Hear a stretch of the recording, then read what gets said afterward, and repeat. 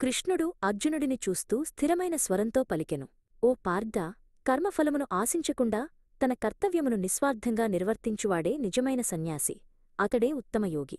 కేవలం అగ్నిని త్యజించినంత మాత్రాన లేదా క్రియలను పూర్తిగా విడిచినంత మాత్రాన ఎవరూ యోగి కాలేరు. అర్జున, ధ్యానము ద్వారా మనిషి తనను తాను ఉద్ధరించుకోవాలి. తనను తాను అణగదొక్కకూడదు. ఎందుకంటే మనిషికి తానే అత్యంత సన్నిహిత మిత్రుడు, తానే భయంకరమైన శత్రువు. ఎవరి మనస్సు పూర్తిగా జయించబడిందో వారికి ఆత్మయే ఉత్తమ మిత్రుడుగా నిలుస్తుంది. కాని మనస్సు నియంత్రణలో లేకపోతే, శిక్షణ ఇవ్వకపోతే అది మన శత్రువులా ప్రవర్తిస్తూ మన పతనానికి కారణమవుతుంది. అర్జునుడు అడుగగా కృష్ణుడు యోగసాధన యొక్క ప్రాథమిక పద్ధతిని వివరించాడు. యోగసాధన చేదలచినవాడు ఏకాంతమైన పవిత్రమైన స్థలమును ఎంచుకోవాలి.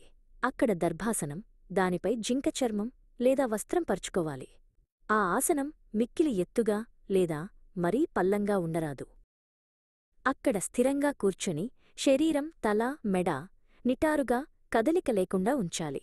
అటు ఇటు చూడకుండా నాసికాగ్రంపై, ముక్కు చివరిపై దృష్టి కేంద్రీకరించాలి.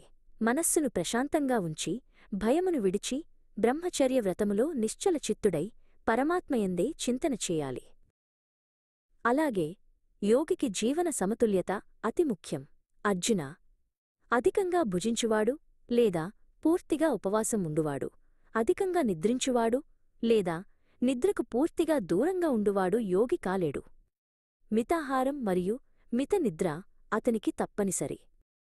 నియమబద్ధమైన ఆహారం, నిద్ర, కదలిక, కర్మలలో సమతుల్యత ఉన్నప్పుడే అతడు దుఃఖమును పోగొట్టు యోగమును సాధించగలడు.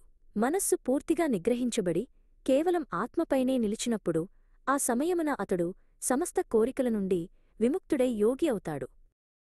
గాలి లేనిచోట దీపం ఎలా అయితే నిశ్చలంగా ఉంటుందో అదేవిధంగా మనస్సును నిగ్రహించిన యోగి ఆత్మపై స్థిరంగా ఉంటాడు.